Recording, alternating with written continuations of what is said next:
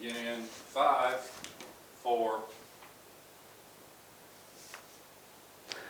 Good morning, everybody. I'm the tape minister. My name is Buster, and I'm live at Future Vision Studio. I'm going to be reading story number 4 called The Pump House from my book, The Red Leather Chair. This one deals a little bit more about, in depth, on what happened to me as a little boy that sent me down a bad road. I'm hoping to reach out because I know I'm not the only one, and I want to reach out to others who are hurting as well. Word number 1, you don't have to carry the load. But anyway, the story is called The Pump House, and here we go. He said, "Come here. I have something to show you." Innocent at the age of 5, I wondered what it was. He kept on, "Come in here. You will like what I have to show you." With a look of confusion, I stood still, and he said again, "If you want to be liked or be popular, I have the answer in here." I felt hated by my dad and not really liked by anyone. I thought to myself that it would be nice to be liked for a change.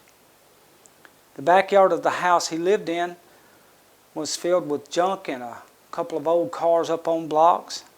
He shoved me into the small shed that was over the water pump. We called it the pump house. That's the title of the story. There were no municipal utilities, so each house had its own pump, water well, and a tank, and also a septic tank because there were no municipal utilities. The white paint was peeling on the outside of the shed, and on the inside was filled with spider webs. I wasn't scared because I was unaware of what was about to happen. He kept assuring me that this was okay. I still didn't know what was about to happen. The words, "This is okay," were spoken throughout this sexual assault.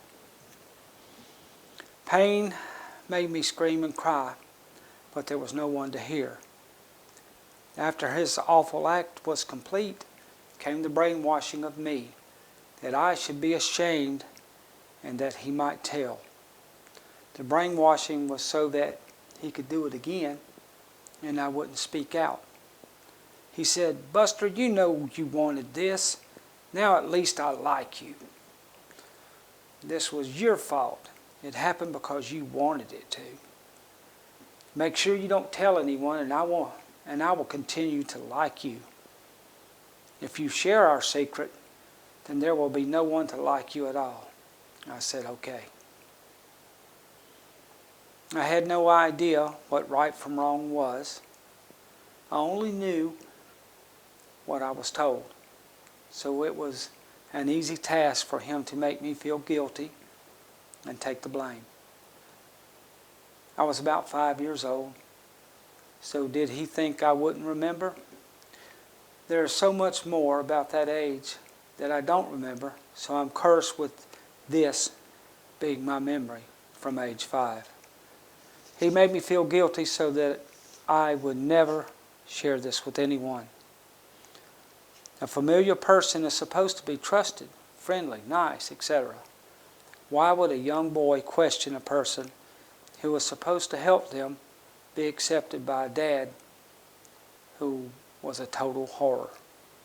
Statistics say that I am 1 in 3 people have this horrible experience. Among motorcycle gangs, strip clubs, prostitutes, and prison, the rate of exposure to childhood sexual assault is nearly 100%.